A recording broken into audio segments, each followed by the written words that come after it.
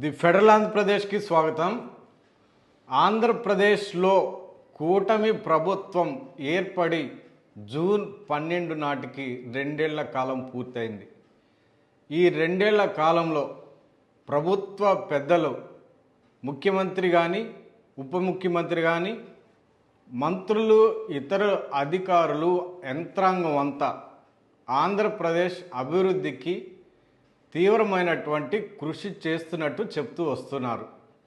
ఆంధ్రప్రదేశ్కి పెట్టుబడులు తీసుకొచ్చే విషయంలో కానీ, పరిశ్రమలు ఏర్పాటు చేసే అంశంలో కానీ, సంక్షేమ పథకాలని ప్రజల్లోకి తీసుకెళ్లే అంశంలో కానీ ప్రభుత్వం చిత్తశుద్ధితో పనిచేస్తుంది అని ముఖ్యమంత్రి నారా చంద్రబాబు నాయుడు అనేక సందర్భాల్లో చెప్తూ వస్తున్నారు.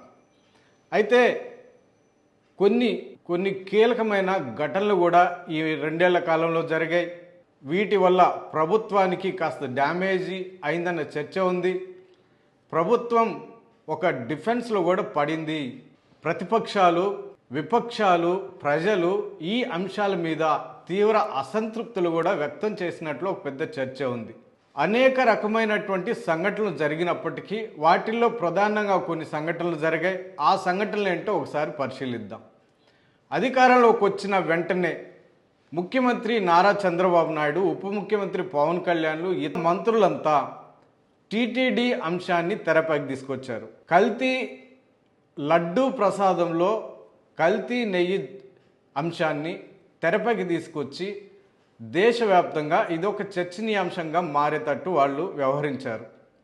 ఆ నేపథ్యంలో ముఖ్యమంత్రి చేసినటువంటి వ్యాఖ్యల మీద సుప్రీంకోర్టు తీవ్రంగానే స్పందించింది.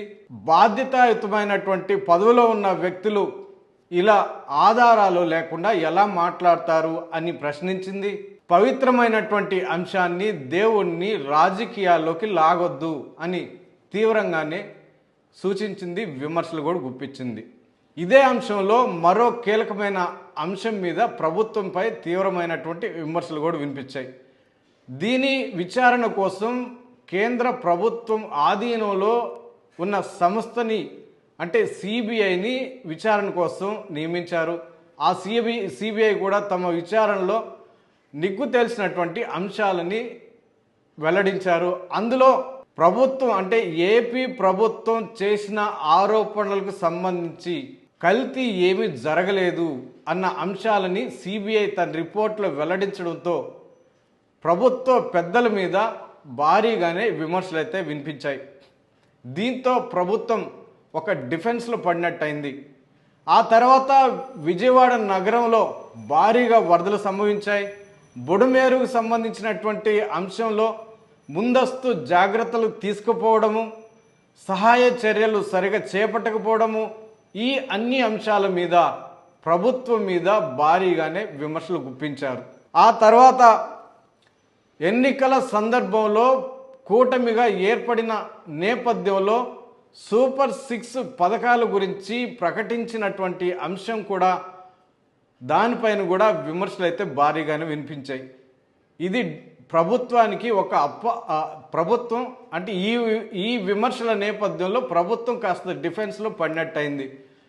సూపర్ 6 పథకాల్లో కీలకమైనటువంటి నిరుద్యోగ భృతి కానీ, ఆడబిడ్డ సహాయ నిధి కానీ, ఎస్సీ ఎస్టీ మైనారిటీ మహిళలకు ఆర్థిక సహాయం చేసే అంశం కానీ వీటిల్ని పట్టించుకోకపోవడము, ఎన్నికల సందర్భం ఎట్టి పరిస్థితుల్లో అమలు చేస్తామని చెప్పడము, అధికారంలోకి వచ్చిన తర్వాత ఈ పథకాలను అమలు చేయాలంటే ఆర్థిక పరమైనటువంటి అంశాలని తెరపైకి తీసుకురావడము, ఆంధ్రప్రదేశ్లో సరైనటువంటి ఆర్థిక నిధులు లేవు అని సాకులు చెప్పడము, ఈ అన్ని అంశాల మీద ప్రభుత్వం పైన అయితే భారీగానే విమర్శలు గుప్పించారు.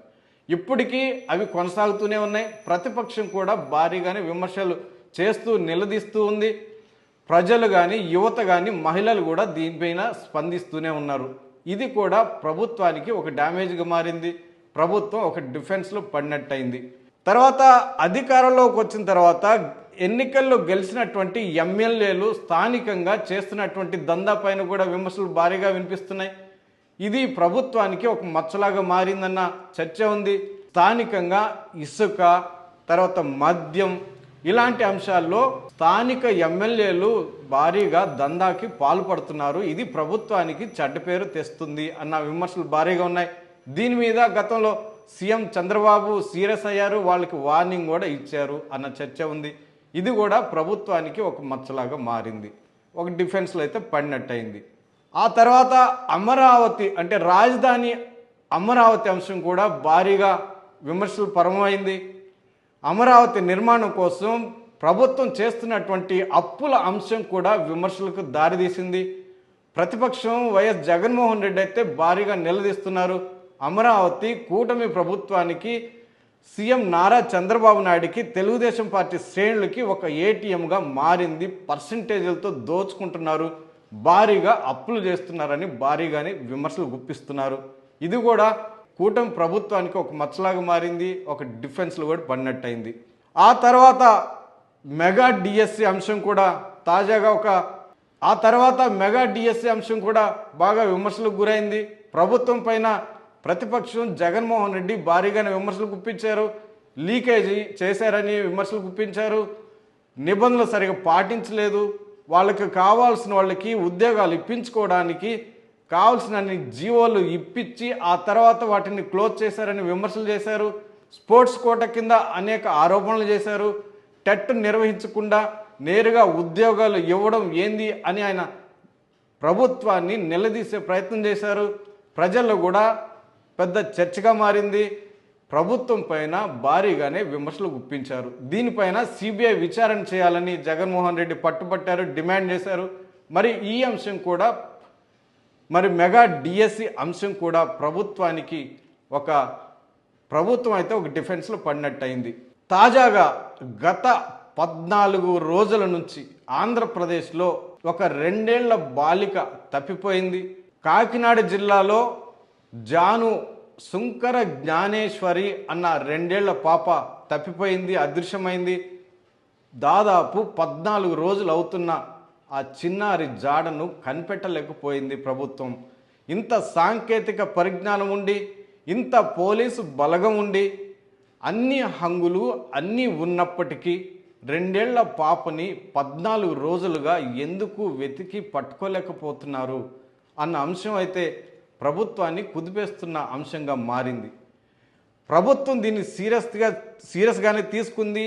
పోలీసుల్ని బలగాల్ని రంగంలోకి దింపింది. అయినా కూడా ఇంతవరకు ట్రేస్అవుట్ చేయలేకపోయింది. ఈ అంశం కూడా ప్రభుత్వాన్ని డిఫెన్స్లో పడేసినట్టుగా అయింది. విమర్శలు అయితే భారీగా వినిపిస్తున్నాయి. దీంతోపాటు తాజాగా విజయవాడ కృష్ణలంకలో లాకప్ డెత్ ఆరోపణలు భారీగా వినిపిస్తున్నాయి. గాదే సాయి కృష్ణ అంశం, కృష్ణలంక సిఐ వ్యవహరించినటువంటి అంశం, ఈ 2 అంశాలు భారీగా చర్చనీయాంశంగా మారిన నేపథ్యంలో దీనిపైన మాజీ సీఎం వాళ్ళ బాధితుల ఇంటికి వెళ్ళి పరామర్శించినటువంటి నేపథ్యంలో దీనిపైన సీఎం స్పందించారు, బాధితులతో మాట్లాడారు, న్యాయం చేస్తామని హామీ ఇచ్చారు. ఇది కూడా కూటమి ప్రభుత్వానికి ఒక మచ్చలాగా మారింది. ప్రభుత్వం అయితే ఒక డిఫెన్స్లో పడినట్టయింది. మొత్తం మీద ప్రభుత్వం అనేక అభివృద్ధి కార్యక్రమాలు చేస్తున్నట్టు చెప్పుకుంటున్నటువంటి నేపథ్యంలో ఈ 2 ఏళ్ల కాలంలో ఈ సంఘటనలన్నీ కూటమి ప్రభుత్వానికి మాయన మచ్చగా మారాయి, డిఫెన్స్లో పడినట్టయింది. వీటి నుంచి రాబోయే కాలంలో ఏ విధంగా ప్రభుత్వాన్ని నడిపిస్తారు, ప్రజలకి ఏ విధమైనటువంటి భరోసా ఇస్తారు అన్న అంశాలైతే భవిష్యత్తులో చూద్దాం.